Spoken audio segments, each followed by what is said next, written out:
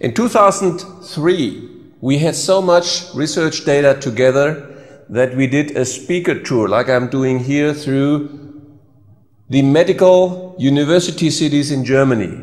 Not everyone, only those where there were research centers on oncology, which is a discipline researching cancer.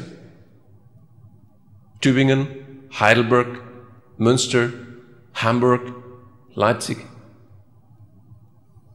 We invited the professors. We had the first rows free for them. None of them showed up. The people came.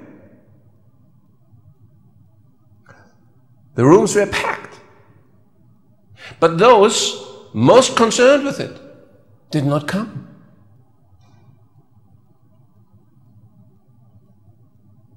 Later we learned that some of them had sent their wives to check us out and see what's going on. But they themselves did not come. But the people came. They used this knowledge. And month after month after month after these lectures, people came back to these university doctors and said, you know, my cancer had shrunk, had decreased, had disappeared. So they had to act. And here's what they did. They said, we cannot prohibit an adult person for taking vitamins in addition to chemotherapy or instead of chemotherapy. People choose what they do. But we can make a case out of a child that is escaping our grip of chemotherapy. So here was 9-year-old Dominik Feld suffering from bone cancer. He was under the grip of chemotherapy for 5 months, 15 cycles of chemotherapy. At the end of the 15th cycle, this 9-year-old boy weighed 16 kilograms, which is about 30 pounds. 9-year-old. He was about to die. His parents finished the suffering, took him home against the will of the professors at the University of Münster, who, by the way, were the presidents of the Chemotherapy Society for Children. That was in May 2003. The parents decided to look around. What are the alternatives?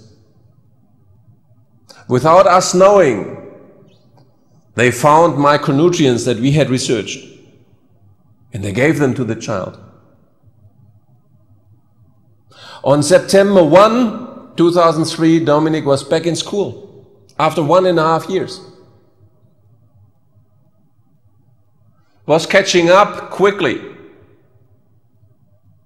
3 weeks later, he had a control CT of his lungs where metastasis of his bone cancer had been diagnosed under chemotherapy.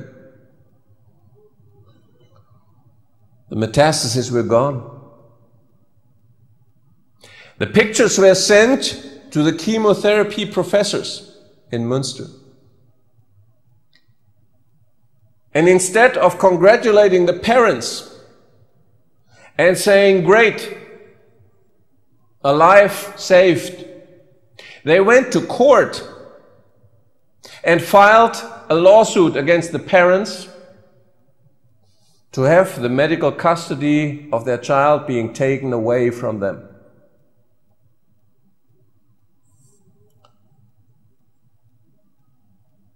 With collateral demagoguery against me, against vitamin research, these university professors were able to convince this court in November 2003, the parents of Dominik were no longer the medical authorities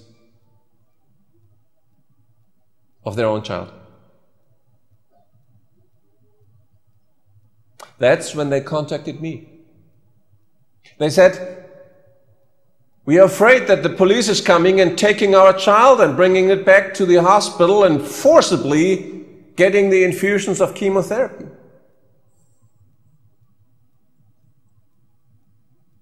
I said to them, "I can't help you unless you are willing to change everything you have done thus far.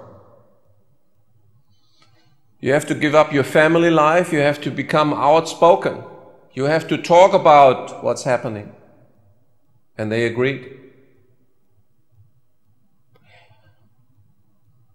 We made Dominic a household name in Germany. Not because we wanted to market this child, because no one is profiting from this work. But this was the only way how to save his life. The appellate court decision in April 2004 gave the right medical custody back to the parents.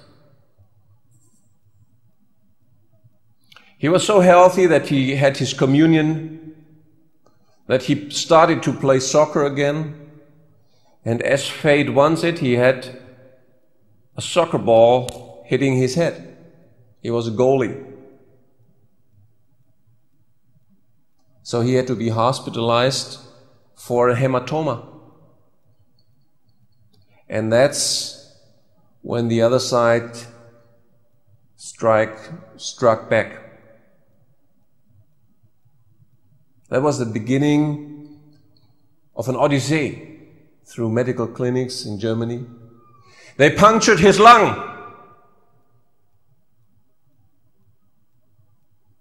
without any control X-rays being done.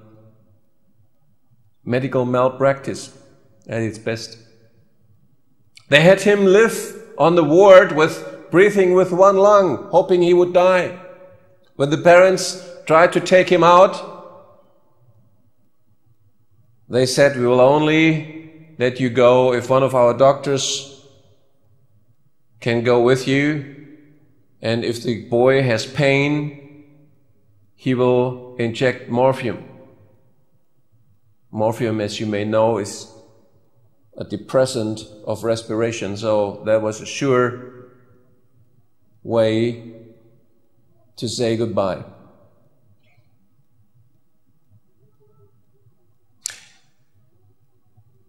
I will shorten this. The parents had to flee with their child to Mexico, fleeing not from the law because they were given the right, but no one, no doctor, no hospital in Germany would treat this child because they all said he's dying. So they went to a clinic in Mexico, and the doctors there too, after reading all those reports, they said, "Well, he has a big tumor."